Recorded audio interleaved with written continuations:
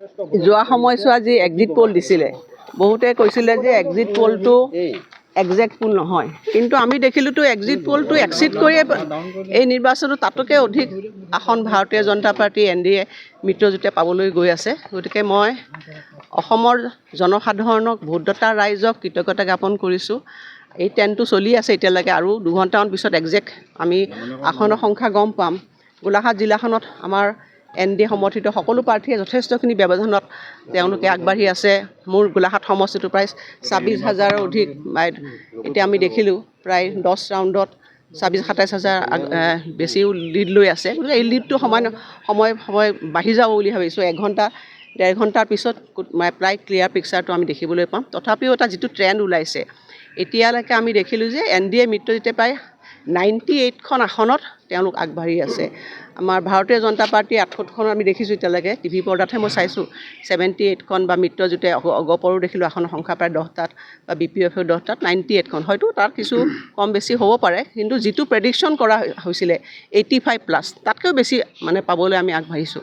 গতিকে ই হৈছে ভাৰতীয় জনতা পাৰ্টি, আমাৰ মিত্ৰজোঁটৰ চৰকাৰখনে হিমন্ত বিশ্ব শৰ্মা ডাঙৰীয়াৰ নেতৃত্বত যি সুশাসন দিবলৈ চেষ্টা কৰিছিলে, সুশাসনৰ ফল উন্নয়ন আৰু বিকাশ, তাৰ প্ৰতি আস্থা ৰাখি অসমৰ জনসাধাৰণে আমাক ৰায়দান কৰিছে, আশীৰ্বাদ দিছে।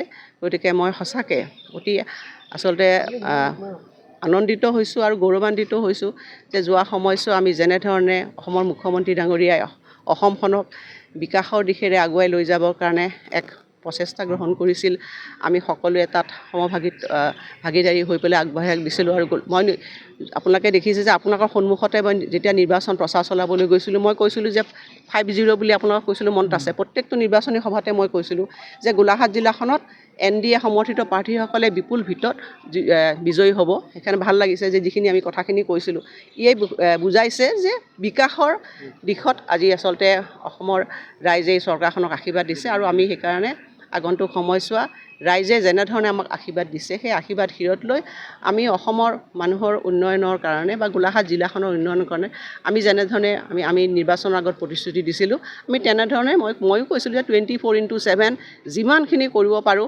ৰাইজৰ কাৰণে আমি কাম কৰিম। সেইখিনি পুনৰবাৰ মই আপোনালোকক সেই প্ৰতিশ্ৰুতি মই দোহাৰিছোঁ।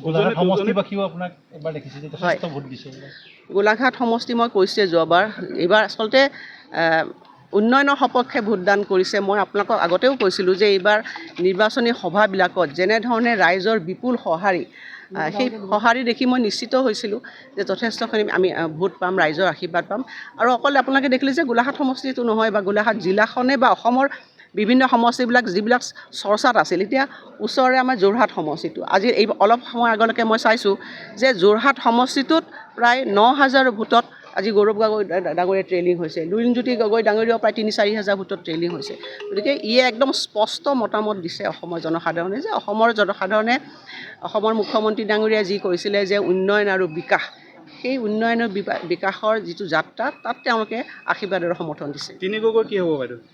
মুখ্যমন্ত্ৰী ডাঙৰীয়াটো কৈয়ে আছে, আপুনি ফলাফল আপোনালোকে দেখিছে 9,500 এতিয়ালৈকে ট্ৰেইলিং, 3rd ৰাউণ্ডে 4th ৰাউণ্ডত হৈছে।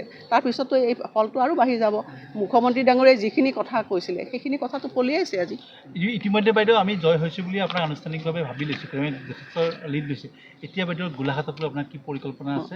আজি আপোনালোকক নকওঁ, মই কাগজখন লৈ লওঁ, জিকি লওঁ, মই ডেফিনেটলি আপোনালোকক মাতিম আৰু আমি সকলোৱে বহি পেলাই সুন্দৰভাৱে মোৰ মনৰ কথাখিনি ক'ম আৰু আপোনালোকৰ পৰামৰ্শ গ্ৰহণ কৰিম। ধন্যবাদ। অগ্ৰগতি লাভ কৰিছোঁ আৰু 5-6টামান ৰাউণ্ড এতিয়াও বাকী আছে। চাওঁ কি হয়, কিমান মানুহে মোক গ্ৰহণ কৰে, কিমান মানুহে গ্ৰহণ নকৰে, সেইটোকে চাবলৈ অলপ মনটো উৎকণ্ঠা হৈ আছে। এই পৰ্যন্ত আপুনি কিমান ভোটত অগ্ৰগতি লাভ কৰি আছে? এতিয়া 42,000 নে আপোনালোকে বেছি ৰিপৰ্টটো জানিব, মই কাৰণ চোৱাই নাই নহয়, দেখি কোৱাহে, ঘৰৰ পৰা আহি আছোঁ। 42,000 ন? ঠিক আছে। উৎকণ্ঠা মোৰ আৰম্ভ হৈছে, এতিয়া টেনশ্যন আৰম্ভ হৈছে। মই কৈছিলোঁ যে যেতিয়া নিৰ্বাচনী অধিসূচনা যেতিয়া জাৰি কৰিছিল, তাৰপৰা ইলেকশ্যন আজিলৈকে মোৰ কোনো টেনশ্যন নাছিল। খুব মনটো আনন্দৰে ফূৰ্তি ফাৰ্তা কৰিলোঁ, ঘূৰিলোঁ মেলিলোঁ ইফালে ইফালে, কিন্তু আজিৰ পৰা মোৰ ফুল টেনশ্যন আৰম্ভ। মই যিমান পাৰোঁ অৰ্গেনিক কৰি পেলাই, কম খৰচত মই যিমান পাৰোঁ মই নিৰ্বাচনী প্ৰচাৰটো শেষ কৰিলোঁ। এনেই যেনেকুৱা ধৰণে ঘূৰি ফুৰোঁ তেনেকৈয়ে মই প্ৰচাৰটো চলালোঁ। এইম একো নাই মোৰ যেনেকৈ চলি আছিল তেনেকৈ চলি যাম, যেনেকৈ কাম কৰিবলৈ আছিল কৰি যাম, সেইখিনি প্লেনিং কৰিম কেনেকুৱা ধৰণে আগবঢ়াওঁ কোনটো দিশত। যিটো এক্সিট পোল হৈছিলে, এক্সিট পলটো এইবাৰ অসম ক্ষেত্ৰত দেখা গৈছে যে এক্সিট পলটো এইবাৰ কোনো হেৰি কৰা নাই, চবে মিলি গৈছে। কেতিয়াবা এক্সিট পল নিমিলা হৈ যায়, কিন্তু এইবাৰ ধুনীয়াকৈ মিলিছে। সেইকাৰণে সেই এক্সিট পলৰ যিসকল মানে মালিক তেওঁলোককো মই ধন্যবাদ জ্ঞাপন কৰিছোঁ। কালিলৈকে কিন্তু বিৰোধীয়ে কৈ আছিলে যে আমি চৰকাৰ মই আগতে কৈছিলোঁ যে বিৰোধীয়ে আগতেনো কেলৈ ক'ব লাগে, অলপ দিন ৰ'লেই হ'ল। নাজানো তেখেতসকলৰ কথা কি ক'ম, একো নকওঁ। তেখেতলোকে চৰকাৰ গঠন কৰিছিলেই, তেওঁলোকে আজিতো দেখা নাই য'ত তেনেকৈ।